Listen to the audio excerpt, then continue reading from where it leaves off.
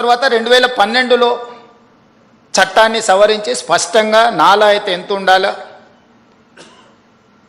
చెరువులు అయితే ఎంత ఉండాలి బఫర్ జోన్, నదులైతే ఎంత ఉండాలి బఫర్ జోన్, కేటగారికల్గా చట్టాన్ని మనం ఆమోదించుకున్నాం శాసనసభలో. 2012 నుంచి యాక్ట్ మనం ఇంప్లిమెంట్ చేస్తున్నాం. దాని ప్రకారం మూసా నది కానీ ఈసా నది కానీ నది ఒడ్డున 50 మీటర్ల బఫర్ జోన్, ఎవరు ఏమి కట్టడానికి వీల్లేదు, కట్టినా కూడా వాటిని తొలగించాలి. భూ యాజమాన్య హక్కులు మీ దగ్గర ఉన్న నష్టపరిహారం ఇస్తారు తప్ప అందులో ఎలాంటి నిర్మాణాలు జరగడానికి లేదు. NGT directions, supreme court directions, all constitutional authorities have decided to remove all these buffer zones. ఆ అపార్ట్మెంట్కు సంబంధించి దాదాపుగా 50% ఈ బఫర్ జోన్ 50 మీటర్ల 9 మీటర్ల సెట్ బ్యాక్ చూపించేసి ఇది నాలా అని చూపించి బిల్డర్స్ అక్రమంగా అనుమతి తెచ్చుకొని కట్టినరు. మన వాళ్ళు కొనుక్కున్నారు. అనుమతి చూసే కొనుక్కున్న వాళ్ళ గురించి నేనేం తప్పుగా చెప్పట్లేదు, అనుమతులు అన్నీ చెక్ చేసుకున్నాం. నేను ఈ మధ్యలో ప్రాజెక్టుని టేకప్ చేయాలనుకున్నప్పుడు చూస్తే మోర్ దాన్ 50% బఫర్ జోన్లు ఉన్నది. దీంట్లో చాలామంది తెలిసిన మిత్రులు ఉన్నారు.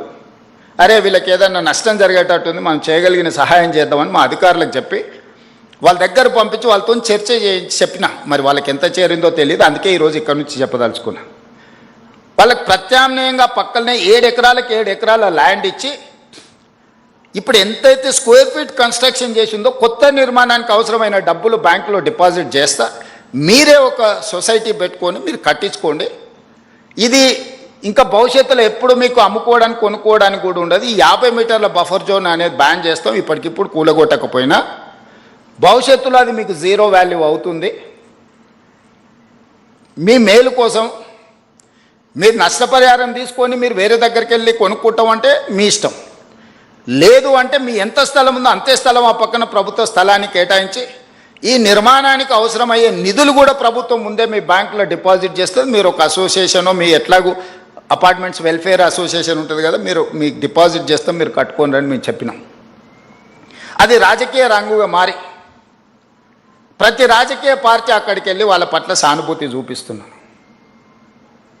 సానుభూతితో ఇది సమస్య పరిష్కారం కాదు. నేను ఆ మిత్రులకు సవినయంగా విజ్ఞప్తి చేస్తున్నా.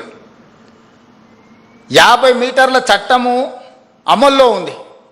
ఆ చట్టాన్ని నేను మార్చలేను. నేషనల్ గ్రీన్ ట్రిబ్యునల్ నుంచి సుప్రీంకోర్టు వరకు ఇచ్చిన గైడ్లైన్స్ ప్రకారం ఏర్పడింది. ఆ 50 మీటర్ల బఫర్ జోన్లో ఉన్న అన్ని అపార్ట్మెంట్స్ జీరో వాల్యూ, నివసించడానికి పనికొస్తుందేమో కానీ దాని ఫైనాన్షియల్ వాల్యూ జీరో.